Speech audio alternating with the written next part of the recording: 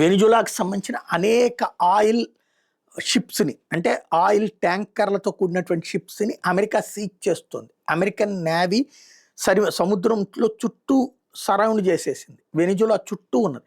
ఏ ship అయినా సరే Venezuela నుంచి కొనుక్కుని సరుకు తీసుకువెళ్తున్నా, వెనిజులాకు వస్తున్నా వీళ్ళు ఆపేస్తున్నారు. ఇక రావడం ఆగిపోయింది. ఇక్కడి నుంచి సప్లై చేయకుండా ఆపేస్తున్నారు. సప్లై చేసిన షిప్స్ని తీసుకెళ్ళిపోతున్నది అమెరికా. అదేమంటే అందులో డ్రగ్స్ ఉన్నాయి అంటుంది. డ్రగ్స్ ఉంటే ప్రపంచానికి చూపించాలి కదా, విజువలైజ్ చేయాలి కదా. పెట్రోల్ మోటార్న డ్రగ్స్ సరఫరా అనే మాట చెప్పి పెట్రోల్ని ఎత్తుకుపోతుంది, ఉచితంగా లాక్కుపోతుంది, ఓ రకంగా దోచుకుంటోంది. పైరెట్స్ కంటే దారుణంగా దోచుకుంటుంది. 10 పైసలు ఇవ్వకుండా మింగేస్తుంది.